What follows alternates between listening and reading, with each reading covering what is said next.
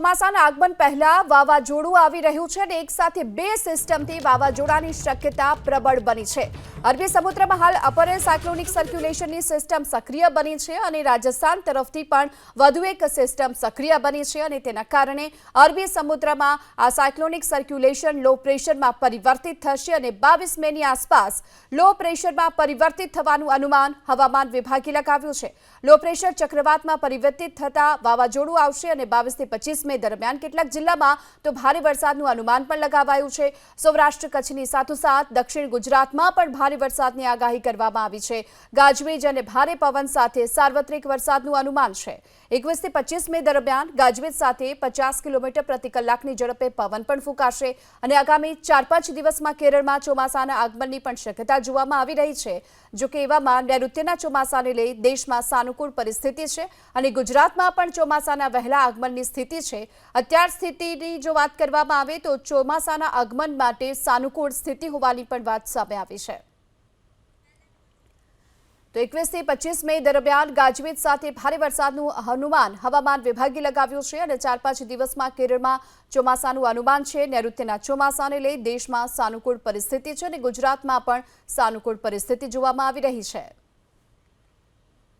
एक अपर cyclonic circulation persist कर रहा है नॉर्थ ईस्ट गुजरात राजस्थान में एडजॉइनिंग जो हरियाणा राज्य के साथ इसके कारण और दूसरा एक सिस्टम अभी ईस्ट पूर्व मध्य अरब सागर में ऑफ कर्नाटका कोस्ट एक अपर साइक्लोनिक सर्कुलेशन कल तक बनने का संभावना है। इसके आगे 22 तारीख को इसको लो बनने का भी संभावना है और फर्दर इंटेंसिफाई होके नॉर्दर्न डायरेक्शन उत्तर डायरेक्शन में मूवमेंट होने का संभावना है। इसके कारण हम लोग हेवी रेनफॉल 22 तारीख से दिया गया है।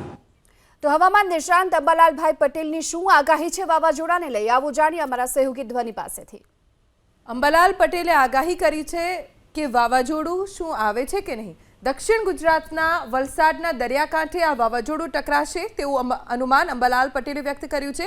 અરબ સાગરમાં 24 થી 28 મે વચ્ચે વાવાઝોડું ઉદ્ભવશે।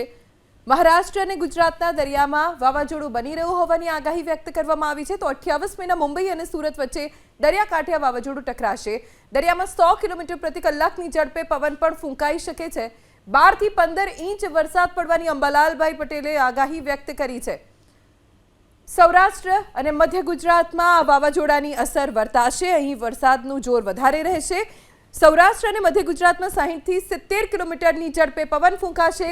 વાવાઝોડું અથડાયાના 7 દિવસ સુધી અસર રહેશે ગુજરાત ઉપર તેવું અનુમાન પણ અંબાલાલ પટેલે વ્યક્ત કર્યું છે।